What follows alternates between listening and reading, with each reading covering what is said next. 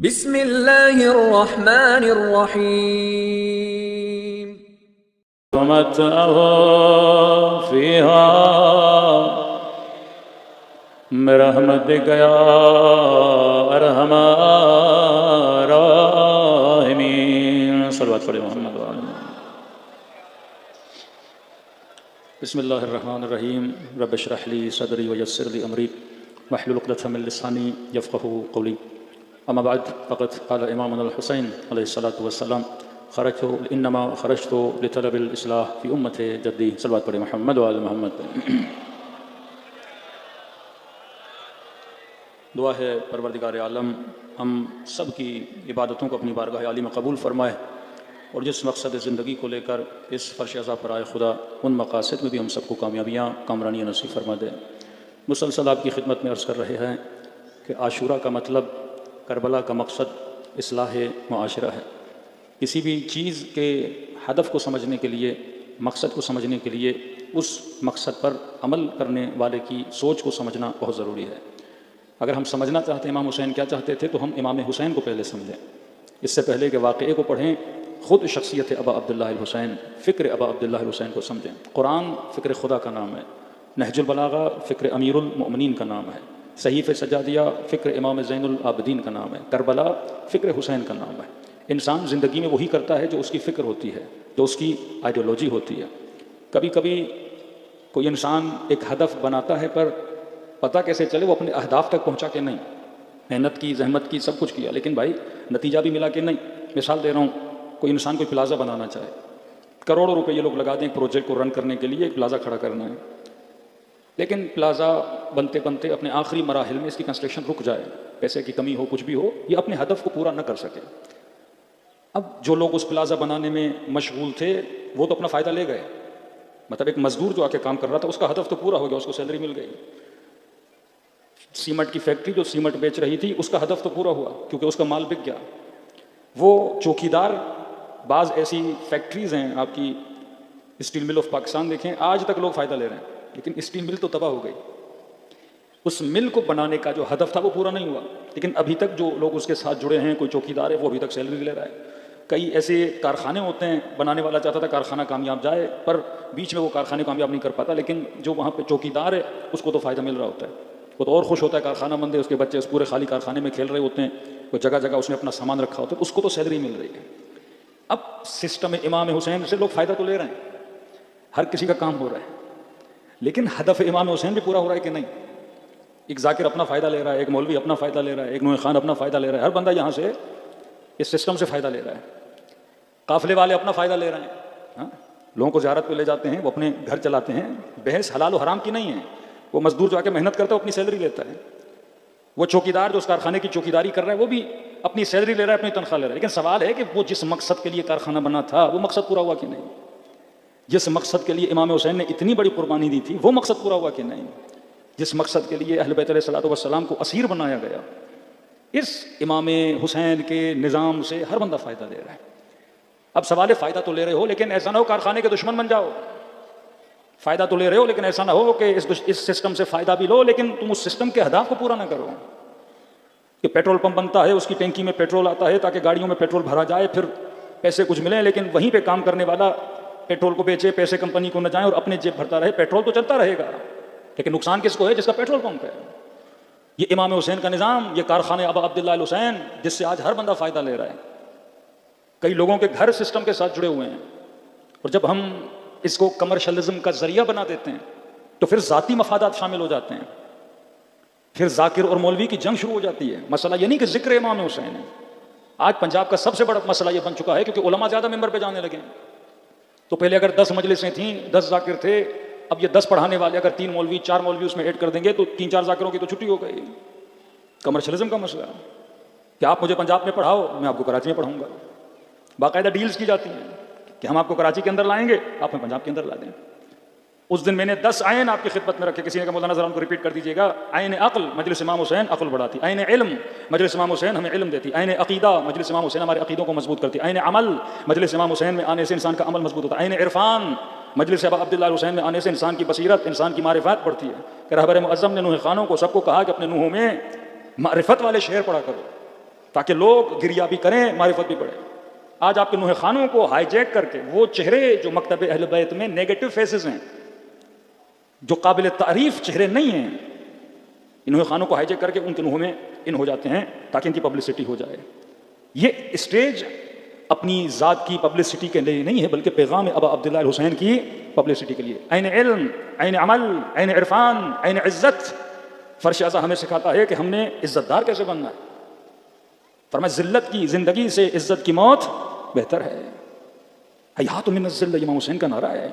فرمایا شیعہ کبھی بھی اپنی عزت پہ کمپرومائز نہیں کرتا۔ عین عدو، عدو ستیزی، یہ پہچانو، دشمن شناس بنو کہ تمہارا دشمن کون ہے، کون تجھے مقام و پیغام ابا عبداللہ الحسین سے دور کر رہا ہے۔ آٹھواں عین، عین عواطف، یہاں پہ آ کے تمہارے ایموشنز کو صحیح پٹڑی پہ ڈالا جاتا ہے کہ تم نے اپنے ایموشنز کو کہاں استعمال کرنا ہے۔ جہاں فضول جگہ پہ اپنے ایموشنز، اپنی انرجیز کو استعمال نہ کیا کرو، غلط جگہ پہ اپنی محبتوں کو ضائع نہ کیا کرو، غلط جگہ پہ اپنی انرجی کو نہ لگایا کرو۔ زندگی گزر جائے گی، پھر بڑھاپے میں کہو گے یا لیت الشباب متی یعود، اے جوانی پھر کب کے پلٹ کے آؤ گی۔ اس کائنات میں کوئی چیز پلٹ کے نہیں آتی۔ ایموشنز، قاسم کل مسائل پڑھے جناب قاسم کے، قاسم جان قربان کرنا چاہتے ہو؟ ہاں چچا۔ فرما بتا موت تیرے لیے کیسی ہے؟ کہا وہ زندگی جو حسین پہ قربان کی جائے، الموت احلی من العسل، ایسی موت میرے لیے شہد سے زیادہ میٹھی ہے۔ یہ اپنے ایموشنز کہاں پہ خرچ کر رہے ہیں قاسم؟ امام حسین کے لیے، راہ حق میں۔ ہم بعض اوقات اپنے ایموشنز کو راہ باطل میں خرچ کرتے ہیں۔ نوا عین، عین عبرت، کربلا عبرت کا مقام ہے۔ اگر کربلا میں شمر سنا تو آج کے زمانے میں شمر شناس بنو، اگر کربلا میں یزید سنا تو آج کے زمانے میں یزید شناس بنو۔ دیکھو ہر کس وجہ سے ہر بنا، ابن سعد کس وجہ سے ابن سعد بنا۔ ہم تو بڑی آسانی سے نام سن لیتے ہیں، زہیر تھا، طلحہ تھا، ابن زیاد تھا، عمرو عاص تھا، دشمن اہل بیت بن گئے، یہ کیا وہ کیا۔ جناب جنہوں نے رسول کے ساتھ اٹھنا بیٹھنا، جن کا اس ماحول میں رہنا، یہ ایک دن میں تو دشمن امیر المومنین کوئی نہیں بنتا نا۔ وہ جناب زبیر کے علی کے چہرے کو دیکھے جا رہے ہیں، دیکھے جا رہے ہیں، دیکھے جا رہے ہیں۔ رسول خدا فرماتے ہیں زبیر کیوں دیکھ رہا ہے؟ کہ رسول آپ نے فرمایا النظر الی وجہ علی عبادت، علی کے چہرے کو دیکھنا عبادت ہے۔ فرمایا زبیر یاد رکھنا ایک دن آئے گا تو اسی چہرے کے مقابلے میں آ کے کھڑا ہو جائے گا۔ کیوں زبیر جنگ جمل میں امیر المومنین سے لڑنے نہیں گیا؟ کیونکہ جب آیا مد مقابل امیر المومنین تو مولا نے تلوار نہیں، زرہ نہیں، تو کہا کہ جاؤ علی کے مقابلے میں۔ زبیر نے کہا نہیں، علی لڑنے کے ارادے سے نہیں آیا، کیونکہ اگر آتے تو علی وہ ساز و سامان پہن کر آتے۔ جب مد مقابل ہوئے، پھوپھی کا بیٹا ہے، رشتہ دار ہیں، کزن ہیں، فرسٹ کزن ہیں۔ امام نے صرف اتنا کہا زبیر وہ دن یاد ہے کہ میرے چہرے کو دیکھ رہے تھے اور رسول خدا نے کہا تھا کل اسی کے مقابلے میں جاؤ گے؟ کہاں علی مجھے یاد ہے۔ پھر پلٹ گیا، میدان کو چھوڑ کے چلا گیا، امیر المومنین کے مقابلے میں نہیں آیا۔ لیکن عبرت نہیں لی اس نے۔ اگر حق کو پہچانا ہے تو یہ نہیں کہ آپ باطل کو چھوڑ دو اور حق کو بھی چھوڑ دو۔ حق شناس بنے تو باطل کو چھوڑا ہے، حق کی راہ میں آ جاؤ۔ تشخیص دے دی، اب اس راستے پہ آنے کی ہمت بھی رکھو۔ 9 عین عبرت، 10 عین عدالت۔ کربلا کا مطلب ہے کہ انسان عدالت شناس بنے۔ کیا میرے گھر میں عدالت ہے؟ کیا بچوں میں عدالت ہے؟ کیا میاں بیوی کے رشتے میں عدالت ہے؟ کیا مومن مومن کا خیال کرتے اس میں عدالت ہے؟ کیا ہمارے قافلوں میں عدالت ہے؟ کیا ہم واقعاً کلام اہل بیت جو پڑھتے ہیں، حق اہل بیت کو ادا کر پاتے ہیں؟ کیا ہم اپنے وقت کو صحیح طریقے سے تقسیم کرتے ہیں؟ اللہ قرآن میں کہتا ہے میں نے تمہیں اسی لیے پیدا کیا تاکہ اس کائنات میں عدل و انصاف کو قائم کرو، تاکہ اپنے بیچ میں جو ظلم کرتے ہو ظلم سے بچو۔ فرمایا 9 چوکیاں ہیں پل صراط کی، ہر چوکی سے شاید پار ہو جاؤ، حقوق العباد کی چوکی، پر میں اس میں کوئی تمہاری مدد کرنے نہیں آئے گا جب تک دنیا میں اپنی اصلاح تم خود نہیں کرتے۔ تو آج کے زمانے میں سب سے زیادہ ضروری ہے انسان اپنی اصلاح کرے۔ پھر ہم نے عرض کیا اصلاح بندہ اور خدا، اپنے درمیان اور اللہ کے رشتے کو صحیح کرو۔ معصوم کا حکم ہے، فرماتے ہیں کہ من اصلح بینہ وبین اللہ، جو اپنے درمیان اور خدا کے درمیان اپنے تعلق کو صحیح کرتا ہے، خدا اس کا رشتہ اپنے بندوں کے ساتھ صحیح کر دیتا ہے۔ وعلی محمد، صلوات پڑھے محمد وعلی محمد۔ اور میں اپنا رشتہ اور اللہ کے درمیان رشتے کو صحیح کروں، خدا کہتا ہے بندوں کے ساتھ صحیح کر دوں گا۔ ہمیں یہ فکر رہتی ہے کہ بندوں کے رشتوں کو صحیح کریں، اللہ کے درمیان نہیں۔ فرمایا رب کے ساتھ رشتہ صحیح کرو۔ دیکھو خدا بندوں کے دلوں میں تمہاری محبت کو کیسے ڈال دیتا ہے۔ پورا ایران اپنے بچوں کو قربان کر رہا ہے خمینی صاحب پہ نا۔ ایک غیر معصوم عالم کی اتنی محبت کیسے کسی کے دل میں آ جاتی ہے کہ وہ کہے اور لبیک کہہ کے اس کے پیچھے چلے اور اپنے بچوں کو قربان کرتے ہیں۔ کسی شہید کے ماتھے پہ یا حسین، کسی شہید کے ماتھے پہ یا زینب، کسی شہید کے ماتھے پہ یا فاطمہ الزہرا۔ مد مقابل دشمن اپنے فوجیوں کو چارج کرنے کے لیے یا نچواتے تھے یا شراب پلاتے تھے یا نشہ کرواتے تھے، اور یہ ابا عبداللہ الحسین کے چاہنے والے یہ چارج ہوتے تھے رات کے اندھیروں میں زیارت عاشورہ پڑھ کے، دعائے کمیل پڑھ کے۔ عجب ماحول تھا وہاں، ان کو حوصلے دیے جاتے ہیں، نشہ، شراب، چرس، ہیروئن، اور یہاں یہ حوصلہ لیتے تھے یا زینب کہہ کے یا حسین کہہ کے۔ یہ تربیت کیوں؟ کیونکہ اس نے خدا کو راضی کیا، تعلق خدا کے ساتھ صحیح کیا، خدا نے بندوں کے دلوں میں اس کی محبت ڈال دی۔ شہید قاسم سلیمانی، شہید حسینی، کہا نا اپنی شاعری میں عرفان پیدا کرو، معرفت پیدا کرو. کتنے شاعر ہیں پاکستان میں نوحے لکھتے ہیں، شاعریاں کرتے ہیں، کوئی سبت جعفر کیوں نہیں بن پا رہا؟ کیونکہ تعلق خدا کے ساتھ ان کا اچھا تھا. انہوں نے بتایا اگر شاعر شاعری کرنے پر آئے تو مدح اہل بیت بھی کر سکتا ہے اور اپنی شاعری میں لوگوں کی اصلاح بھی کر سکتا ہے. امام زمانہ کے لیے شعر لکھ رہے ہیں، اس میں خمس کا ذکر بھی ہے. امام زمانہ کے لیے شعر لکھ رہے ہیں، اس میں غیبت کی باتیں بھی کر رہے ہیں کہ مومن کو غیبت نہیں کرنی چاہیے. امام زمانہ کا شعر لکھ رہے ہیں، پھر بتا رہے لوگوں کو منہ کیسے دکھاؤ گے امام کے لیے؟ بول تو رہے ہو کہ مولا آ جائیے، منہ کیسے دکھاؤ گے امام کو؟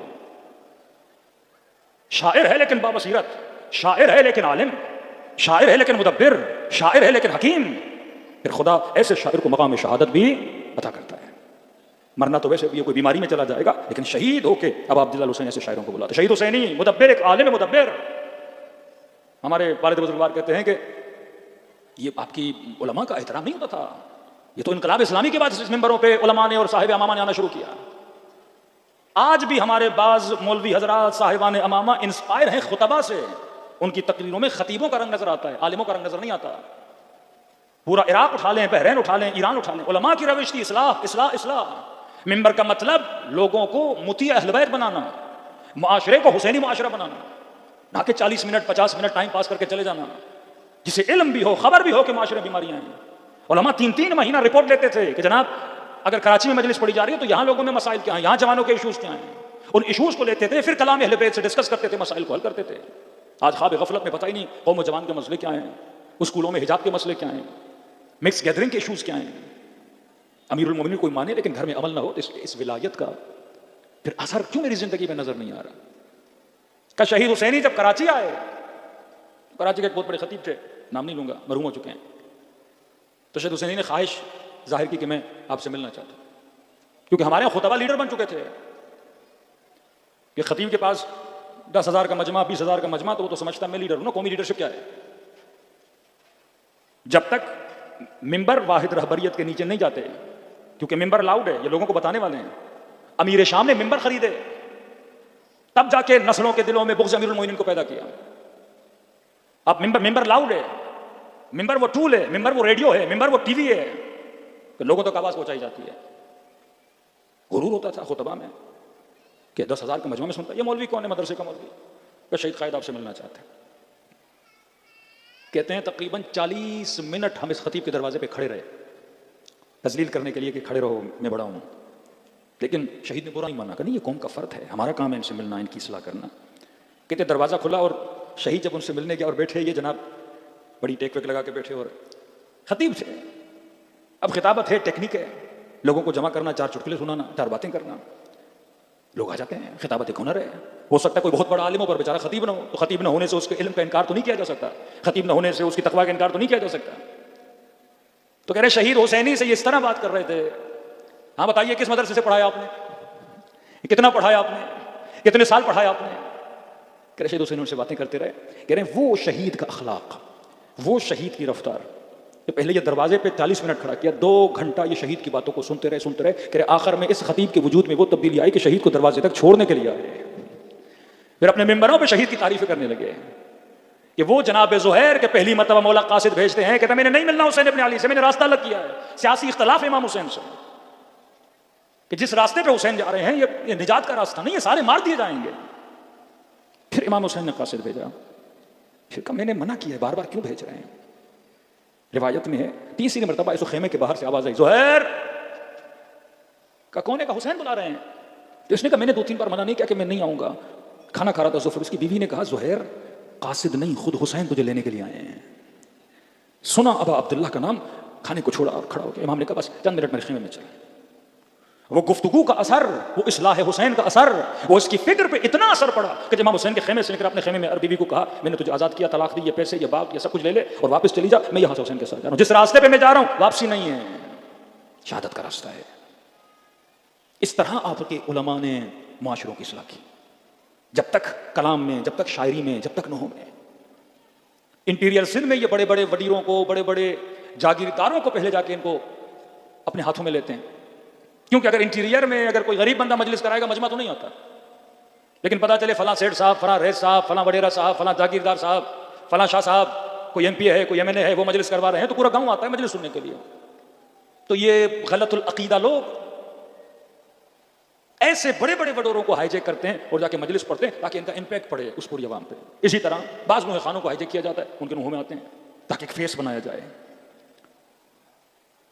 کہا بصیرت, عین علم, عین عرفان, جب تک تمہارے اندر عرفان نہیں, جب تک ہماری نچلی سطح کی تربیت نہیں ہوگی. اب اسی نسل کی تربیت کرو گے, انہی میں سے کوئی بچہ نوح خان بنے گا, انہی میں سے کوئی خطیب بنے گا, انہی میں سے کوئی عالم بنے گا, انہی میں سے کوئی زاہد بنے گا. لیکن اگر پہلی نسل کی تربیت نہ ہو, ایک غریب بچہ کسی گلی میں, اس نے نہ مال دیکھا, نہ دولت دیکھی, نہ شہرت دیکھی, اچھی آواز تھی, اچانک مشہور ہوا, مال بھی آیا, شہرت بھی آئی, لوگوں نے گفٹ دینا شروع کر دیے, پیسے دینا شروع کر دیے. اب یہ اس پیسے کو سنبھال نہ سکا, اب اس شہرت کو سنبھال نہ سکا. اسے پتہ ہی نہیں کہ امیر المؤمنین شہرت کے لیے کیا فرماتے ہیں, امیر المؤمنین ریاکاری کے لیے کیا کہتے ہیں, امیر المؤمنین لوگوں کے ساتھ برتاؤ کے لیے کیا فرماتے ہیں. غلط فکر اگر انسان کی ہو وہ صحیح راستے پہ بھی چلے, لیکن فکر کیونکہ غلط ہے, یہ غلط کام کرے گا.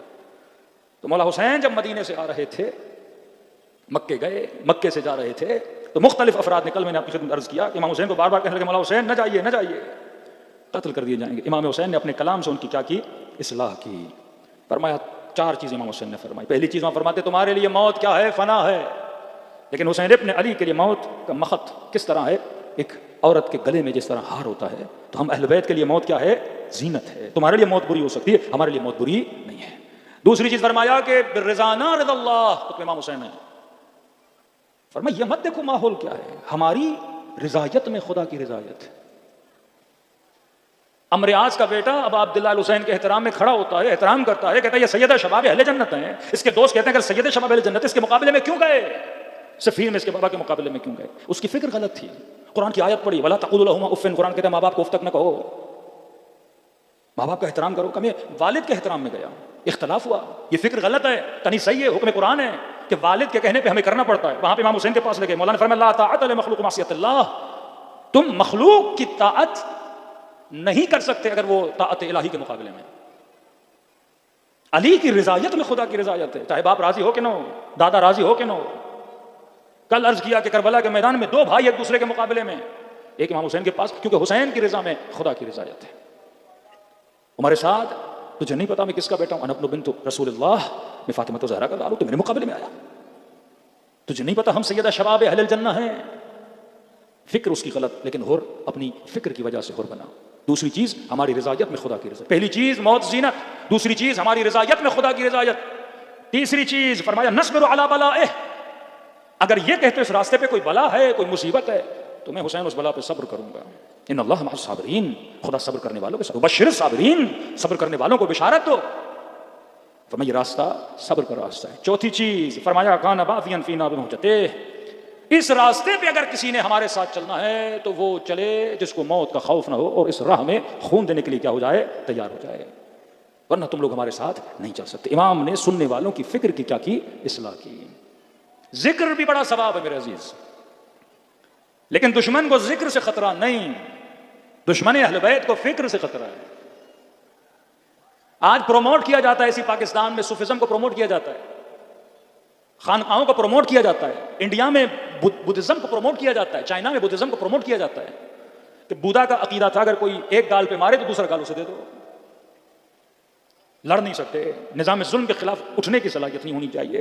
ہاں خانقاہوں میں بیٹھو, عبادت کرو, شادی نہیں کرو, زہد کرو, تقوی اختیار کرو. یہاں صوفیزم کو پروان چڑھایا گیا. جو بھی ولی خدا ملا کا صوفی تھا, غلط ہے. جس بھی ولی کی قبر ملی اس پہ اسٹیمپ لگا دیا کہ یہ صوفی تھا. ہم اس سندھ کی دھرتی میں جتنے بڑے بڑے اولیاء اللہ مدفون ان کو صوفی نہیں مانتے, ہم عارف باللہ مانتے ہیں. صوفیزم کا مطلب خانقاہ بناؤ, اللہ اللہ اللہ کرتے رہو. ایک امام بارگاہ میں بیٹھ کر کوئی حسین حسین حسین کرتا رہے, اس کا اتنا اثر نہیں جب یہ جلوس میں نکل کے حسین حسین کرتا ہے. یہ پیغام ابا عبداللہ ہے, پیغام پھیلاؤ. بھرے دربار میں یزید کو ذلیل کیا امام زین العابدین نے. خطوط امیر المؤمنین ہے جو امیر شام کو لکھے. کس طریقے سے امیر المؤمنین تبلیغ کی, تبلیغ کا بھی ایک طریقہ ہوتا ہے. خط لکھا امیر المؤمنین کو امیر شام نے, کہ علی وہ وقت یاد کر تیرے ہاتھوں کو ایسے باندھا گیا تھا جیسے اونٹ کے ہاتھوں کو باندھا جاتا ہے. اب ظاہر ہے کوئی اگر آپ کو یہ تانا دے تو آپ تو غصہ کریں گے نا اس پر جس نے آپ کے ہاتھ باندھے تھے, تاکہ علی کے درمیان اور مسلمانوں کے درمیان کیا پیدا کیا جائے, تفرقہ پیدا کیا جائے. مولا علی نے جواب بھی نہیں دیا. امام نے فرمایا کہ تو چاہتا تھا کہ یہ کلام کر کے ہم اہل بیت کو خوار کرے, لیکن تو نے اپنے کلام میں علی کی تعریف کر دی, مدح کر دی. کیونکہ جب تو یہ لکھ رہا ہے کہ علی کے ہاتھوں میں رسیاں بندھی تھی، اس کا مطلب میں علی مظلوم تھا اور خدا مظلوم کی حمایت کرتا ہے. تو خود بتا رہا ہے جنہوں نے میرے ہاتھ باندھے تھے وہ کیا تھے. جواب بھی دیا لیکن عاقلانہ جواب. آج کل کے مومن اور جوان کی طرح ٹین کے ڈبے کی طرح دماغ نہیں ہونا چاہیے فوراً گرم ہو جائے. کیا غیر رہبر نے فتویٰ دیا ہے اکابرین اہل سنت کو برا بلا نہ کہو. یہ جتنی ایسی سوچ رکھنے والے لوگ ہیں نا کہ ہمارے مکتب کا مرکزی تبرہ، اور بھائی تبرہ آپ نے سمجھائیں گی تبرہ ہے کیا؟ تبرہ گالم گلوچ کا نام ہے، تبرہ بے احترامی کا نام ہے، تبرہ کسی کے بڑے کو اس کے سامنے گالی دینے کا نام ہے. پھر امیر المومنین نے کیوں نہیں اس طرح جواب دیا؟ مولانا نے بڑی مسئلہ سے جواب دیا اور فوراً امیر المومنین ٹاپک کو بدلا. امام نے کہا یہ باتیں چھوڑ دے کہ میری ہاتھوں میں رسی باندھی گئی. پہلے یہ بتا تو کون ہوتا ہے بات کرنے والا؟ کوئی قریشی مجھ سے بات کرے تو میں بات کروں؟ تمہارا خاندان تو زبردستی قریش کے ساتھ کا لصیق جوڑا گیا ہے، کیونکہ ان کا پردادا عبد الشمس تھا، وہ کوئی غلام لے کر آیا تھا جس کا نام امیہ تھا، اور وہ غلام یہودی غلام تھا، اسے پالا پوری نسل وہاں سے نکلی. کہ تم قریشی ہو ہی نہیں. مجھ سے کوئی بات کرے تو قریشی بات کرے، کوئی خاندان والا بات کرے مجھ سے. تو امام نے جواب بھی دیا، اسے اس کا حسب بھی یاد دلایا، نسب بھی یاد دلا دیا. منہ توڑ جواب، لیکن ایسا جواب کہ آج سارے پڑھتے ہیں. اس جواب میں امیر المومنین کے تبرہ بھی ہے، دشمن کی اصلیت بھی بتائی، لیکن بڑے سلیقے کے ساتھ، بڑے طریقے کے ساتھ. ہمارے ایک استاد کہتے ہیں حج پہ گئے انہی سوچوں میں سے کہ جو بغیر فکر کے علماء کو، مراجع کو سمجھتے ہیں ہم ان سے زیادہ ولائی ہیں، سمجھتے ہیں ہم چیزوں کو زیادہ سمجھتے ہیں. تو کہا کہ آپ کے مجتہد نے فتویٰ دیا ہے کہ اکابرین اہل سنت کو، اب وہ لفظ دشمنان اہل بیت کو برا بلا نہ کہا جائے، لیکن ہم تو ان کو نہیں مانتے. بھائی آپ کس کو مانتے ہو؟ کہ ہم فلاں کو مانتے ہیں، وہ جو مجتہد ہے اس کو مانتے ہیں. پہلے یہ بصیرت بھی آپ کے اندر ہونی چاہیے کہ جو مکتب کے دشمن ہیں وہ کس کو سپورٹ کرتے ہیں. یو کے میں بعض مراجع کے دفاتر کو کھولنے کی بھی اجازت نہیں، بند کر دیا جاتا ہے. جرمنی میں ایک مسجد تھی وہ بند کر دی انہوں نے، سالوں سے اخوئی کے زمانے سے کھلی ہوئی تھی، بند کر دی. یو کے کا ایک سینٹر تھا، بند کر دیا. لیکن وہیں پہ ایک اور مجتہد ہیں، ان کو کھلم کھلا اجازت ہے، ٹی وی بھی کھول سکتے ہیں، کام بھی کر سکتے ہیں، بڑی پروموشن ان کی. بھائی یہ بھی شیعہ، یہ بھی شیعہ، اس سے مسئلہ کیوں ہے؟ اس مجتہد سے کیوں مسئلہ ہے؟ اس سے کیوں نہیں مسئلہ؟ نہیں، وہ دیکھتے ہیں کون ہماری فکر کو پروموٹ کر رہا ہے، کون امت کے اندر تفرقہ ڈال رہا ہے. ان کو پتا یہ سارے مسلمان اگر مل گئے تو یہ چھوٹا سا اسرائیل ان کا مقابلہ نہیں کر سکتا. داعش بناؤ، جبہت النصرہ بناؤ، یہ آپس میں لڑیں، یہاں بھی مسلم مرے وہاں بھی مسلم مرے، ہمارا اسلحہ بکے، ہماری چیزیں بکیں، مسلمان آپس میں کیا ہو جائیں؟ دشمن بن جائیں. انہوں نے کہا وہ باتیں چھوڑ دو. فلاں کو مانتے ہو؟ کہ وہ اہل بیت کے چاہنے والے، کا کٹر اہل بیت کے چاہنے والے. صبح شام وہ اپنے چینلز پہ، اپنے ٹی وی پہ کھلم کھلا دشمنان اہل بیت پہ لان تان کرتے ہیں. اور آغا رہبر کہ نہیں وہ تو منع کرتے ہیں. انہوں نے کہا آج کے زمانے میں دشمن شیعہ کون ہے؟ جو شیعوں کے قتل کو جائز مانتے ہیں، جو شیعوں کے ناموس کو اپنے اوپر حلال مانتے ہیں، جو عزتوں کو پامال کرتے ہیں، جو بچوں کے گلوں کو کاٹتے ہیں. یہ بتاؤ ان کے مقابلے میں تمہارا والا گیا ہے ہمارے والا گیا؟ ٹی وی پہ بیٹھ کے، بند گھروں میں بیٹھ کے دشمنان اہل بیت پہ لعنت بھیجنا اور ہے، اور میدان میں دشمنان اہل بیت کو قلع کما کرنا اور ہے. کہ تم میں سے کوئی گیا؟ موصل میں کون لڑا؟ حرم کاظمین پر اٹیک ہوا، کس نے 27 کلومیٹر پہ تھے، کس نے ان بدبختوں کو واصل جہنم کیا؟ کس نے سیدہ زینب کے روزے کے قریب کسی کو نہیں آنے دیا؟ کس نے اپنی جانیں قربان کی؟ اور یہ طبقہ جو یہاں بیٹھ کے لان تان کرتے ہیں، ان میں سے ایک بندہ گیا دفاع حرم اہل بیت کے لیے؟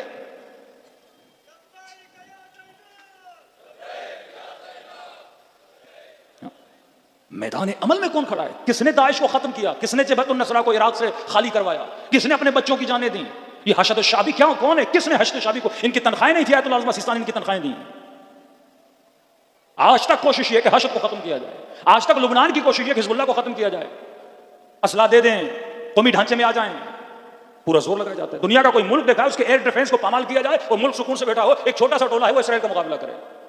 لبنان کی ناکارہ ترین فوج جو اپنے ایئر ڈیفنس کی حفاظت نہ کر سکیں، اور یہ کہیں کہ یہ جو چھوٹی سی ٹیم لڑ رہی ہے ظالم سے اور دشمن سے، اس کو ختم ہونا چاہیے. پورے عراق کے فوجی 40-40 ہزار ڈالر لے کے اپنی چوکیوں کو چھوڑ کے چلے گئے تھے. 27 کلومیٹر، مذاق نہیں ہے، 27 کلومیٹر حرم امام موسیٰ کاظم کے حرم سے 27 کلومیٹر، 27 کلومیٹرز. یہ بغداد، یہ کاظمین، سارے 40 ڈالر رکھے قطر کی طرف، کویت کی طرف بھاگ گئے. یہ کس نے بچایا؟ یہ حشد کے لوگ کون ہیں؟ حشد بنائی کس نے؟ ہاں ممبر پہ آتے ہیں کہتے ہیں اتحاد کا خیال رکھو، لیکن مقام میدان میں اگر کوئی شیعوں کے لیے انگلی اٹھائے اس کی انگلی کو یہ کاٹ دیتے ہیں. شیعت کے خلاف کوئی آواز اٹھائے، کس نے ناموس سے شیعہ کو بچایا؟ کس نے نبل الزہرا میں سیریا میں شیعوں کے ناموس کو بچایا؟ ہاں یہ بولتے کم ہیں لیکن میدان عمل میں کام ضرور کرتے ہیں. دوسری چیز، چار لوگوں کے سامنے آ کر ایکٹنگ کرنا، چار گالیاں دینا اور یہ کہنا کہ ہم اہل بیت کے بڑے چاہنے والے ہیں. پھر جب میدان عمل کی بات ہے چوہوں کی طرح اپنے سرنگوں میں چھپ جانا. علی کو مانتے ہو تو پھر شیر کی طرح آؤ نا میدان میں. آج دنیا نے دیکھا نا کس نے اسرائیل کا مقابلہ کیا. یہ حوصلہ چاہیے ہوتا ہے، حوصلے علوی. یہ فکر ابا عبداللہ الحسین. اپنی فکروں کو اصلاح کرو. فکر اگر صحیح سے، آج جوان کی فکر کو پلٹایا جا رہا ہے، آج غلط چیزوں میں جوان کو ڈالا جا رہا ہے، ہدف امام حسین سے دور کیا جا رہا ہے. اس ممبر سے امر بالمعروف نہی عن المنکر پہ بحثیں ہونے لگے ہیں. اس پہ بحث ہونے لگے کہ اصلاحی گفتگو ہونی چاہیے کہ نہیں. پھر جناب نہج البلاغہ نہ پڑھو وہ اصلاحی گفتگو ہے. صحیفہ سجادیہ نہ پڑھو وہ اصلاحی گفتگو ہے. خطبات امام حسین نہ پڑھو وہ اصلاحی. کہاں سے چھپو گے؟ اہل بیت کے ہر کلام میں اقیم الصلاۃ وآتوا الزکوٰۃ ہے. پورے قرآن میں اصلاح ہے، پورے قرآن میں امر اور نہیں ہے. اشہد انک قد اقمت الصلاۃ وآتیت الزکوٰۃ وامرت بالمعروف ونہیت عن المنکر. 40 سال خون روتے رہے، کبھی زینب کی چادر پہ رو رہے ہیں. الناس عبید الدنیا، امام حسین کا کلام ہے. اور دین ان کے زبان کی چٹخاری بن چکا. یہ کلام ہے ابو عبداللہ حسین ہے. قد میتت، فرمایا کہ سنتیں مر چکی ہیں. فرمایا دین کی مثال امام حسین کا کلام ہے. فرماتے ہیں کہ پیالے میں پانی اور پیالے کو الٹا دو سارا پانی گر جائے، تھوڑا سا پانی جو اس پیالے کے اندر لگا. فرماتے ہیں آج دین یہاں تک آ گیا، سارا دین چلا گیا. وہ تری باقی ہے لوگوں کے اندر کہ 2 رکعت کو 4 پڑھا دیا جائے، ان کو فرق نہ پڑے. ایک آج دشمنان اہل بیت کے مقابلے میں کون جا رہا ہے؟ وہی جو فکر رہبری کے ماننے والے، وہی جو مراجع با بصیرت کے ماننے والے. دوسری چیز کہ تمہارے والا جو جس عزاداری کو پروموٹ کر رہا ہے، اس عزاداری سے کتنے لوگ انسپائر ہوتے ہیں؟ آپ کبھی سوچو تو صحیح کہ میں جس طرح ماتم اور عزائے حسین مناتا ہوں، اس سے 4 لوگ اٹریکٹ بھی ہوتے ہیں کہ نہیں؟ میں لوگوں کو دین سے، عزا امام حسین سے دور کر رہا ہوں یا عزا امام حسین کی طرف کھینچ رہا ہوں؟ کراچی کا وہ عالم کہ یہاں پہ بڑے بڑے علماء ممبروں پہ بیٹھا کرتے تھے. ایک بڑا کانفلکٹ ہے کراچی کے ممبروں میں اور پنجاب کے ممبروں میں. وہاں ظاہر ہے ذاکرین بڑے ہال پر ہیں، چنے یہاں کے کچھ لوگ پیسہ لگا کے وہاں کے کلچر کو یہاں پہ پروموٹ کرنا چاہیں. چھوٹی چھوٹی ایج کے بچے، نہ مدرسہ دیکھا، نہ دین دیکھا، نہ قرأت آتی ہے. زور اس پر ہے کہ کون کتنا فیشن کرتا ہے، کون سے کتنے اسٹائل مارتا ہے. اب یہ جوانوں کے اگر رول ماڈل بن گئے، اس کے بجائے کہ علی اکبر اس کا رول ماڈل بنے، اس کے بجائے کہ اہل بیت اس کے رول ماڈل بنے. جب علم قوم سے چلا جاتا ہے تو قوم جاہل ہو جاتی ہے. پورے افریقہ کو تباہ کیا گیا افریقنس کو نشے پہ لگا کے. $100 ان کو دیتے تھے ایک دن میں، وہ پورے $100 پھر ان سے شراب بیچتے تھے. پیسہ بھی دیتے تھے، پھر ان کو شراب بھی دیتے تھے، صبح سے شام تک کی شراب میں. آج وہاں تمیز نہیں ہے حلالی کون ہے حرامی کون ہے. متعدد رشتوں میں پوری قوم اس کی بٹی ہوئی ہے. 20 سال سے ساؤتھ افریقہ میں ایک مومن نے محنت کی، مدرسہ کھولا کا مولانا محنت کر کے تھکے، نسل بڑی کی، آخر میں انہی بچوں کو مدرسہ دیا. 2 سال کے بعد میں واپس آیا، نہ مدرسہ تھا نہ بندے تھے. کیا ہوا کہ مدرسہ بیچ دیا، سب کرسیاں بیچ کے چلے گئے. 20 سال ایک بندے پہ محنت کی ہے، شاگرد اول بنایا، سب کچھ بیچ کے چلا گیا. کا مسئلہ کیا؟ کا مسئلہ نطفہ حرام کا مسئلہ ہے، کیونکہ یہاں ہمیں حلال نسل ملتی نہیں ہے. دین ہوگا تو حلالی نسلیں پیدا ہوں گی. دین ہوگا تو تمہارے اندر مکتب اہل بیت کی روح شناسی ہوگی. کا ایک دشمنان اہل بیت سے میدان امن میں لڑ کون رہا ہے؟ وہ اسرائیل ہو، وہ داعش ہو، وہ شیعوں کے قتل کو جائز مانتے ہیں. آج کس نے ان کے گریبانوں میں ہاتھ ڈالا ہے؟ آج آپ داعش کسی کو نظر آتی ہے عراق میں؟ ورنہ یہ سارے بارڈرز کو کراس کرتے کرتے یہ شیعوں کے جان مال ناموس کو حلال سمجھتے تھے یہ لوگ. یزیدی قبیلہ تھا کردستان میں، ان کی 400 بچیوں کو اٹھا کے لے کر گئے، گولیاں لگائی ان کی بچیوں کی. جہاد النکاح ان بدبختوں نے، لواط کو انہوں نے عام کیا اللہ اکبر کے نام سے. اسی کراچی سے کئی بدبخت اسی جہاد النکاح میں اپنے بندے بھیج رہے تھے. اس فکر کا مقابلہ کس نے کیا؟ امام زمانہ کی سیرت پہ چلنے والے، سائلا لنفسہ، جو کردار میں، جو رفتار میں، جن کی تلوار علی کی تلوار جیسی ہو. اشداء علی الکفار رحماء بینہم، یہ قرآن کی آیت ہے. آپس میں دیکھو تو رحیم، کریم، حلیم، لیکن دشمنوں کے مقابلے میں کھڑے ہو جائیں ان سے بڑا کسی کا سخت لہجہ نہیں ہوتا. فرمایا یہ وہ ہیں. دوسرا فرمایا یہ مراجع با بصیر جس عزا کی طرف تمہیں لے کر آ رہے ہیں کہ جوان عزاداری میں یہ کام نہ کرنا، شیعت بدنام ہوگی. آپ پہلے کرتے تھے وہ الگ بات ہے، زمانہ الگ تھا، آج سوشل میڈیا کا زمانہ ہے. نہیں مولانا ہم تو صدیوں سے کرتے تھے، آبا و اجداد کرتے ہو. آبا و اجداد کی تقلید میں نہ چلا کرو، معاشرہ تباہ ہو جاتا ہے جو تقلیدی معاشرہ ہو جاتا ہے. غور و فکر اپنایا کرو کہ باپ نے کیا کیا، دادا نے کیا. نہیں، آج معاشرہ اجازت نہیں دیتا. آج 4 فوٹو 4 چیزیں نکل آتی ہیں، مکتب بدنام ہوتا ہے. اپنی عقل سے سوچو، اگر میں یہ کام کروں گا 4 لوگ دیکھیں گے وہ مکتب کی طرف آئیں گے یا کہیں گے کہ یہ لوگ عاقلانہ حرکات کو انجام نہیں دیتے. وہ شخص خود اس ایام حج میں کہنے لگا کہ آپ صحیح کہہ رہے ہیں، آج کے دشمنوں کا مقابلہ کر رہے ہیں یہ والے مراجع کر رہے ہیں. اور جس عزا کی آپ بات کر رہے ہیں واقعاً ایسی عزاداری ہمیں نہیں کرنی چاہیے جس سے دشمن عزا امام سے کیا ہو جائے، دور ہو جائے. صلوات پڑھے محمد و آل محمد پر. امیر المؤمنین نہج البلاغہ میں خط لکھا امیر مالک اشتر کو. مالک اشتر راستے میں شہید ہو گئے. محمد ابن ابی بکر کو خطوط لکھتے تھے. جب امر عاص مصر کو فتح کیا تو یہ خط ملے. امیر شام کو خط بھیجے، جار جرداق عاشق امیر المومنین، اس کے گھر کے باہر لکھا ہوتا تھا لا فتح الا علی لا سیف الا ذوالفقار. غالباً سن 1993 یا 1996 میں یہ فوت ہو گیا. اس کی ایج تقریباً 88 ایئرس کا بوڑھا. اتنی کتابیں لکھی ہیں اس نے. عدالت امیر المومنین، انسانیت میں عدالت بانٹنے والے امام علی بن ابی طالب. یہ کہتا ہے کہ اقوام متحدہ نے بھی انسانی اور ہیومن رائٹس پہ کتابیں لکھی ہیں، لیکن کہاں ان کے ہیومن رائٹس اور کہاں علی بن ابی طالب کی بتائی ہوئی باتیں. مولا فرماتے ہیں کہ حاکم اگر معاشرے کی اصلاح کرنا چاہتا ہے اس میں چند چیزیں ہونی چاہیے. پہلی چیز لما واللہ جوابت خراجھا، ایک حکومت. اب یہ مولا نظام بتا رہے ہیں. میں نے اس دن نماز جماعت کا اشارہ کیا. اگر تم اپنے اندر رہبریت قیادت کا نظام بنانا چاہتے ہو، مولا فرماتے ہیں چند چیزیں اس میں ہونا بہت ضروری ہے. ایک ملک تب تک آباد نہیں ہو سکتا مولا فرماتے جب تک ان چیزوں کی اصلاح نہ کرے. پہلی چیز مولا فرماتے خراجھا لما واللہ، وہ حکومت چل ہی نہیں سکتی جس حکومت کے پاس بجٹ نہ ہو، پیسہ نہ ہو. وہ گھر چل نہیں سکتا جس میں بجٹ نہ ہو. اس باپ کی گھر کے اندر اطاعت نہیں ہوتی جس باپ کے پاس بجٹ نہیں ہوتا. الرجال قوامون علی النساء، مردوں کو حاکم بنایا عورتوں پر. اب اللہ کہتا ہے حکومت چاہتے ہو اپنے گھر پر تو تمہارا جو بجٹ اور اکنومیکل پاور ہے وہ مضبوط ہونا چاہیے. اب مرد کماتا نہیں، بیوی کما کے لاتی ہے تو سیدھا سیدھا وہ بیوی کی نوکری میں پھرانا پڑے گا. پر میں کما اپنے اکنومی. الشیخ فی عیالہ نبی فی امتہ، فرمایا جو رزق حلال کے لیے محنت کر کے کمانے جاتا ہے اس بندے کی مثال ایسے ہے جیسے نبی اپنی امت کے اندر تبلیغ کے لیے باہر نکلتا ہے. یہ ثواب ہے. مولا فرماتے ہیں مالک اشرر محمد بن ابی بکر، حکومتیں چل نہیں سکتی جب تک اس کا خراج، جب تک اس کا بجٹ تمہارے پاس نہ ہو. تو لوگوں سے بجٹ لینا. اب جو خمس کے مخالف ان کو سوچنا چاہیے جب تک آپ کے پاس دین کا بجٹ نہیں ہوگا تو معاشرہ دیندار نہیں بن سکتا. جب تک سہم امام سہم سادات نہیں ہوگا تو معاشرے سے غریب سید ختم نہیں ہوں گے. معاشرے سے مختلف چیزیں. پہلے انٹیریئر سندھ میں آپ جاتے تھے، انٹیریئر پنجاب میں جاتے تھے، دیندار ترین گھرانے سادات کے ہوتے تھے. آج بگ سٹیز میں آ جائیں پتہ نہیں لگتا کہ سید بھی ہیں کہ نہیں. بیٹی کو دیکھو کہتے مولانا سید حجابی نہیں ہے. یہ کیسا باپ ہے؟ یہ خون امیر المومنین کی توہین کر رہا ہے. آپ کو رول ماڈل ہونا چاہیے اگر آپ سید ہو. غیر سید گناہ کرے تو 1 سزا، سید گناہ کرے تو 2 سزا. کیونکہ خدا نے تیرا احترام امت پہ واجب کیا ہے نسبت کی وجہ سے، اور آپ خود ہی نسبت کا خیال نہ کرو پھر نام کے سید رہ جاؤ گے. قیامت کے دن اہل بیت کہیں گے ہماری اہل میں سے ہے ہی نہیں، جیسے حضرت نوح کو کہا تھا تمہارا بیٹا تمہاری اہل میں سے نہیں ہے. جب تک اس آئیڈیالوجی پہ نہ چلو. آج حجاب ختم ہوتا جا رہا ہے. فرمایا پہلی چیز لما بجٹ نہیں ہوگا تو نہیں ہوگا. دوسری چیز جہاد و عدوھا، مالک حکومت اگر چاہتے ہو تو اس حکومت میں ایک مضبوط فوج بھی ہونی چاہیے، جہادی طبقہ بھی ہونا چاہیے. بجٹ ہے لیکن حکومت کمزور ہے. آج قطر، یہ دبئی، یہ بحرین، یہ کویت مضبوط فوجیں نہیں ہیں، ڈرتے ہیں اسرائیل سے. پیسہ بہت ہے، بجٹ ہے، فوج مضبوط نہیں ہے. کوئی بھی آئے گا آپ کے ملک میں، صدام تھا اس نے مطلب 2-3 دن میں وہ پورا کویت اس نے لے لیا. کویت کی کرنسی مومنین کہتے ہیں مولانا صدام نے جو اٹیک کیا تو ٹوائلٹ پیپر سے کم ہو گئی تھی اس کی کرنسی. ایک ایسا بادشاہ سے کوئی پاور نہیں ہے. پورے خطے کا سب سے بڑا امریکن بیس کہاں پر ہے؟ قطر میں موجود ہے، دبئی میں موجود ہے. 20-30 جہاز ہیں. کس کو طاقت ہے اس سے لڑے؟ کیونکہ ان کے پاس فوج نہیں ہے. آج سب سے بڑا زور ایران پر کیا ہے؟ سینکشن کس بات پر ہے؟ اپنا پروگرام ختم کرو، میزائل ختم کرو، حکومت کرو، پیسہ دیں گے، بجٹ دیں گے. امریکہ تجھے بجٹ دے گا، بلینز آف ڈالر تمہیں دیں گے. 90s میں پاکستان پہ سینکشن کیوں لگے؟ کہ اپنے پروگرامز ختم کرو. اب 2 ہی طریقے ہیں. اگر پاکستان پروگرام آگے بڑھاتا ہے ختم نہیں کر رہا تو دوسرا طریقہ ہے کہ پھر ان سے یاریاں دوستیاں کرو تاکہ یہ کبھی ہمارے دشمن نہ بنے. اب ایک ایسا ملک جو یاری دوستی بھی نہیں کر رہا اوپر سے پروگرام بھی ختم نہیں کر رہا، وہ تو ان کے لیے باعث خطرہ بن جاتا ہے نا کہ یا ان کو روکو یا ان کو خریدو.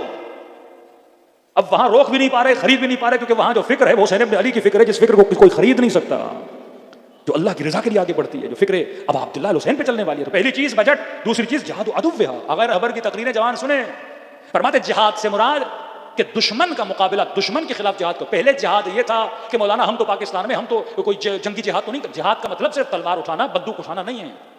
پہلے دشمن اٹیک کرتے تھے اپنی فوجوں کو بھیج کے تمہارے دشمنوں پہ قابض، تمہارے ملک کی سرزمینوں پہ قابض ہوتے تھے. ابھی اس چیز کی ضرورت نہیں ہے. ابھی کہتے ہیں کیوں انرجی کو خرچ کیا جائے. فرمایا جہاد فرہنگ، کلچرل جنگ. آج جنگ کلچر کی جنگ ہے. آج تمہارے لباس کو چوری کیا جا رہا ہے، آج تمہاری تہذیبوں کو لوٹا جا رہا ہے. یہ سافٹ وار ہے، ہارڈ وار نہیں ہے. جنگ سخت نہیں ہے، جنگ نرم ہے. میڈیا کے ذریعے سے، ٹی وی چینلز کے ذریعے سے، ڈراموں کے ذریعے سے تمہاری نسلوں کے ماحول کو بگاڑا جاتا ہے. اس جہاد میں کہاں کھڑا ہوں؟ میں نے بھی کوئی وائس بنائی ہے میڈیا پہ کہ میں مقابلہ کروں؟ ہے کوئی جوان، ہے کوئی خاتون، یا میں بھی اسی رنگ میں رنگ گیا ویورشپ کے چکر میں، لائک لینے کے چکر میں کہ بس کوئی ایسی بات کر دوں کہ مجھے لائک مل جائے؟ کمرشلزم. آج نہیں، آج آپ کے ملک کے سیلیبریٹیز کون ہیں؟ ٹک ٹاکرز. ایک وزیر اعظم کا پروٹوکول لے کے چلتے ہیں یہ لوگ، 10 گاڑیاں، 20 گاڑیاں. بھائی کون ہے جناب؟ کون ہے؟ کوئی عالم ہے، کوئی زاہد ہے، کوئی سائنٹسٹ ہے، کوئی MP ہے، کوئی MN ہے؟ کون ہے؟ کوئی ٹک ٹاکر ہے. لڑکوں سے لڑکیوں سے بیٹھ کے باتیں کرتا ہے، اسی میں اس کو پیسہ آتا ہے. کمرشلزم. آج معیار پیسہ بنا، اب یہ رول ماڈل بنا، لوگ جا رہے ہیں سیلفیاں لے رہے ہیں، سیلفیاں لے رہے ہیں، ولا تبرجن تبرج الجاہلیہ، یہ محبوب بن گیا دلوں کا. بھائی اس میں کون سی خوبی ہے کہ ٹک ٹاک کرے؟ اچھا ٹک ٹاک میں کوئی اللہ کے رسول کی باتیں کرتا ہے، کوئی ڈاکٹر ہے، کوئی سائنٹسٹ ہے، کوئی پینک پہ، کوئی انزائٹی پہ، کوئی لیکچر دیتا ہے، کوئی موٹیویٹر اسپیکر ہے؟ نہیں، کچھ بھی نہیں، ٹک ٹاک کرے، بس باتیں کرتے ہیں یہ لوگ. 24 گھنٹہ اپنا بھی ٹائم ضائع، لوگوں کا ٹائم ضائع. کیا کرتے ہیں؟ اپنی بیوی دکھاتا ہے، اپنی ماں دکھاتا ہے، اپنا گھر دکھاتا ہے، اپنی شادیاں دکھاتے ہیں. جو رزق، جس کی عزت ہے، پیسہ ان کے پاس اتنا آ گیا، اس پیسے کی توہین کرتے ہیں. قدموں میں گھوم رہا ہوتا ہے پیسہ، پیسوں کی دستیاں اڑا رہے ہوتے ہیں. اور ایک بندہ ایک لقمے کے لیے ترس رہا ہوتا ہے. پھر انہیں کے اندر کچھ شیعہ بھی ہوتے ہیں، کچھ سنی بھی ہوتے ہیں. ان کا نہ شیعت سے لینا دینا، نہ سنی سے لینا دینا. 4 لوگ کہتے ہیں مولانا ماتم کر رہا ہے، اور ان کے چہروں پہ پہ تماچے مارتے ہیں جنہوں نے ماتم کو مذاق بنایا ہوا ہے. اب عبداللہ حسین کا نام لیتے ہیں، 4 سیلفیاں کربلا میں لینے سے کوئی کربلائی نہیں بنتا. امام حسین کا نام لینے سے کوئی حسینی نہیں بنتا. جب تک فکر، مطلب فکر یزید پہ چل رہے ہو، نام حسین کو لے رہے ہو. پیغام یزید کو پھیلا رہے ہو، نام حسین کو لے رہے ہو. ریاکاری، اسراف، بے حیائی، عریانی. جس چادر پہ امام زین العابدین روتے رہے، تم نے گھر کی چادر اور 4 دیواری کو ختم کر دیا تاکہ 4 پیسے ملیں. اصلاح فکر. فرمایا پہلی چیز بجٹ، دوسری چیز جہاد و عدوھا، تیسری امام حسین کا کلام فرماتے اصلاح اہلھا امیر المومنین، اصلاح اہلھا. فرمایا مالک محمد ابن ابی بکر، بجٹ جمع کرو لوگوں سے، فوجوں کو مضبوط کرو، باؤنڈریز کو مضبوط کرو، کوئی اندر داخل نہ ہو سکے، سراجت جنگی فوجیں داخل نہ ہو سکے. اور آج کا مسئلہ کلچر تباہ نہ ہو، ٹی وی خراب نہ ہو. اپنا ٹی وی کے اندر کوئی ایسا ڈرامہ بچوں کو نہ دکھاؤ تباہ ہو جائیں. اگر ڈرامہ دیکھ رہے ہو کرٹیسزم سیکھو. اس ڈرامے میں کسی ایکٹر کے ہاتھ میں شراب دی جاتی ہے، نیچے لکھا جاتا ہے شراب نوشی منع ہے اور 18 سال سے نیچے کے بچے نہ دیکھیں. بدبخت تو دکھا کیوں رہا ہے؟ تو پروموٹ کیوں کر رہا ہے گناہ کو؟ ایک طرف گناہ کو پروموٹ کر رہا ہے، دوسری طرف کہہ رہا ہے بچے نہ دیکھیں. کوئی خاتون عریان ہو کے روڈ پہ چلے کہ دیکھو نہیں میں چل رہی ہوں، دیکھو نہیں. آج جا کے اپنا ماحول دیکھیں، مالز میں جائیں، دیکھیں کتنی بچیوں اور عورتوں کے سروں پہ چادر ہے. خواب غفلت میں اہل سنت کے علماء بھی سو رہے ہیں، خواب غفلت میں ہمارے بعض لوگ سو رہے ہیں. فرمایا یہ جہاد ہے. جہاد صرف بندوق اٹھانا نہیں، جہاد کرو لوگوں کو مسجد کی طرف لاؤ، جہاد کرو لوگوں کو کردار کی طرف لاؤ، جہاد کرو لوگوں کو حلال کی طرف لاؤ. معاشرے میں اگر کاروبار نہیں چاہیے، لوگوں کو کاروبار دو. 2 لوگ 1 لاکھ کی وجہ سے لڑ رہے ہیں، تو تمام مند ہے، تیرے پاس پیسے ہیں، 1 لاکھ دے کے ان کے جھگڑے کو ختم کروا. مومن کی آپس میں محبت کرا. چوتھی چیز فرماتے ہیں امارت بلادہا، اصلاح اہلھا، اس کے اہل میں رہنے والے لوگوں کی اصلاح کرو. آخری چیز امیر المومنین فرماتے ہیں امارت بلادہا، پاکستان کیوں پیچھے؟ فرمایا بجٹ، آرمی، لوگوں کی اصلاح. تیسری چیز فرمایا لوگوں کے گھر بنانا.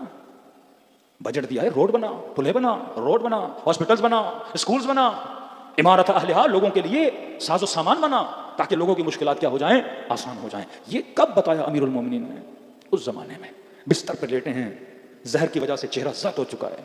وصیت کرتے ہیں حسن یتیموں کا خیال کرنا، یتیموں کا خیال کرنا. کونوا للظالم خصما وللمظلوم عونا. حسن ظالم سے مقابلے کی ہمت دلانا اس قوم کو.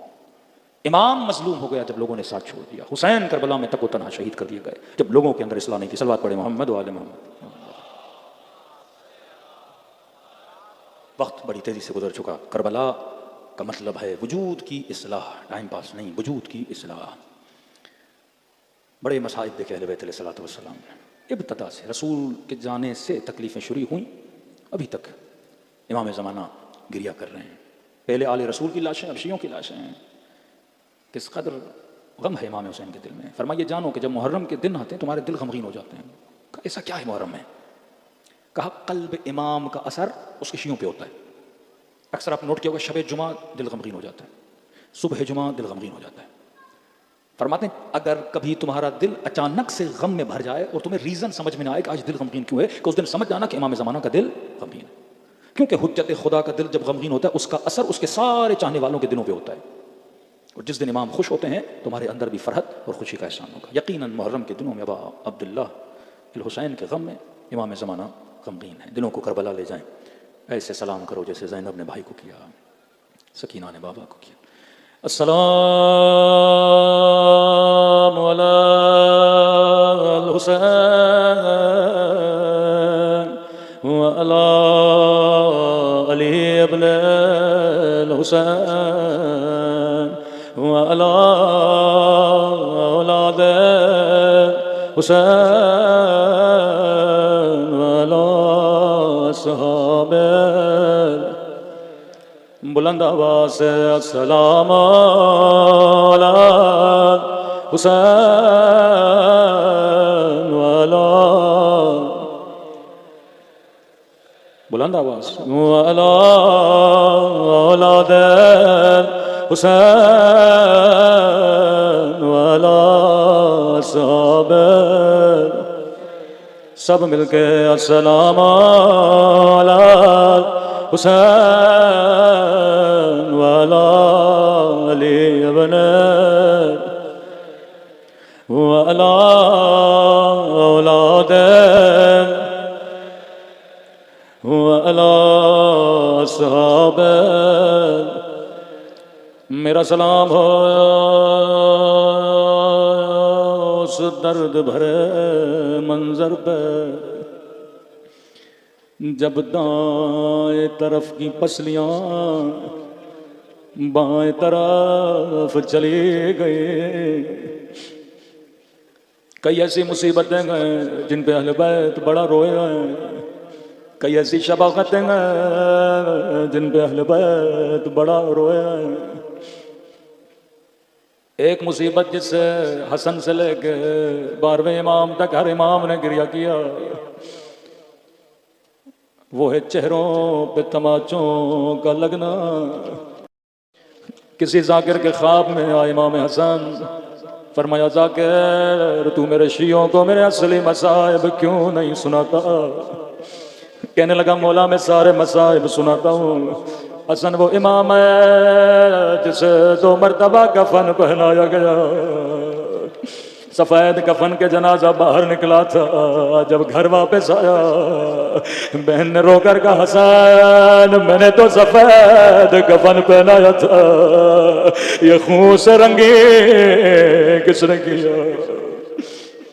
مولا میں آپ کے شیعوں کو بتاتا ہوں حسن کی بیوی نے حسن کو زہر دیا، جگر کے ٹکڑے باہر آئے. فرمایا ذاکر یہ میرے مصائب ہیں پر میری اصل مصیبت نہیں ہے. عرض کی مولا خود بتائیے، مجھے بھی نہیں پتا آپ کی اصل مصیبت کیا ہے.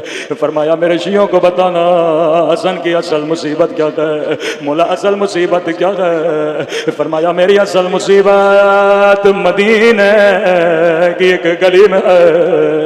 حسین چھوٹا تھا میں بڑا تھا، وہ کسی نے بند گلی میں میری آنکھوں کے سامنے میری اماں کو تماچا مرا تھا.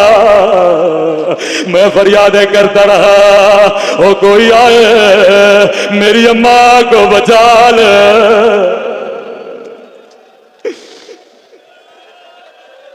جب تک زندہ تھے زخمی رخساروں پہ روتے تھے. رخساروں کی تکلیف بڑی پرانی تکلیف ہے، اور جب زیارت نائیہ اٹھاؤ گے کئی مرتبہ یہ سلام پڑھ چکا امام زمانہ بھی انہی رخساروں پہ روتے ہیں. فرماتے میرا سلام ان ننے سے رخساروں پہ او جن کا رنگ تماچوں نے بدل دیا. تبھی یہ بچی بار بار کہتی تھی میرے غریب الوطن بابا، میرے 3 دن کے پیاسے بابا، بابا ذرا آنکھیں کھولو بابا، میں آپ کی اماں کی شبیہ بن گئی ہوں بابا، میرے چہرے کا رنگ بدل گیا. ہائے رخساروں نے بڑی تکلیفیں دی آل رسول کو. دوسری مصیبت اس کی شباہت بی بی سکینہ سے بڑی ہے. انشاءاللہ شام غریبہ میں بی بی کے مسائل پڑھے جائیں گے. سیدہ زہرا سے مصیبتیں بڑی ملتی ہیں. دوسری مصیبت جس پہ ہر امام رویا، 6 امام روئے، 8ویں امام روئے. شیعوں کو بار بار کہا چھوٹی چھوٹی باتوں کے لیے ہمیں یہ واسطہ نہ دیا کرو، تو واسطہ دے کے چلا جاتا ہے ہم بڑی دیر تک روتے رہتے. ایک رخساروں پہ بڑا شباہت بی بی سکینہ سے. دوسری مصیبت پسلیوں کا ٹوٹنا، اس میں بھی بڑا رویا ہے. 5 منٹ کے لیے سوچو کربلا کا کون سا شہید ہے جس کی شفاعت بی بی کی اس مصیبت سے بڑی ملتی ہے. 6 امام کا زمانہ. ایک مومن دوڑا دوڑا آیا، مولا آپ کے چاہنے والے کو زندان میں ڈالا، سزائے موت سنا دیا. امام نے کہا جرم کیا تھا؟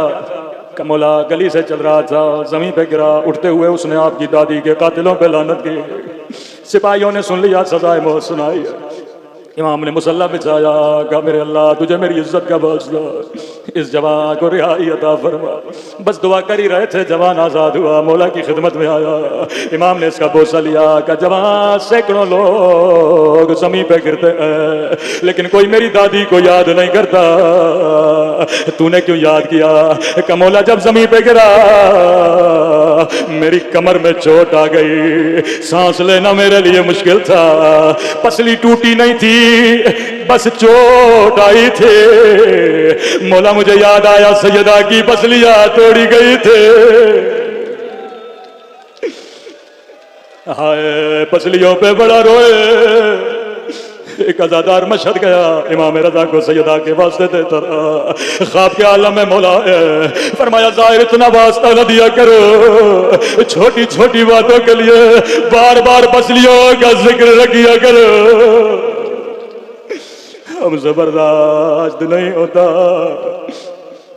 ایک تماچا مدینے میں لگا، ایک تماچا کربلا میں سکینہ کو لگا، کچھ پسلیاں مدینے میں توڑی گئی تھے، کچھ پسلیاں کربلا میں توڑی گئی تھی۔ سنو گے یہ کن سے شہید کی پسلیاں ہیں؟ او میرے اللہ تجھے حسن کے یتیم قاسم کا واسطہ، او جس کے دائیں طرف کی پسلیاں بائیں طرف چلی گئے، شاید کوئی جوان کہ مولانا اگر پسلیوں کے ٹوٹنے کی بات ہے تو امام حسین کی بھی پسلیاں توڑی گئی تھی۔ ظالم ابن سعد کے پاس آیا کہ ابن سعد جب میں حسین کے بدن پہ گھوڑے دوڑ رہا تھا میں نے اپنے کانوں سے پسلیاں ٹوٹنے کی آواز سنی، میں نے کہا ہاں مولا کی پسلیاں ٹوٹی تھی لیکن سیدہ سے شباہت نہیں ہے، قاسم کی بڑی شباہت ہے۔ کہنے لگے وہ کیسے؟ میں نے کہا جب مولا کی پسلیاں ٹوٹی مولا شہید ہو گئے تھے لیکن قاسم زندہ تھا، دائیں طرف کی پسلیاں بائیں طرف چلے گئے، نبی کی بیٹی زندہ تھے، جلے ہوئے دروازے نے پسلیاں توڑ دیے۔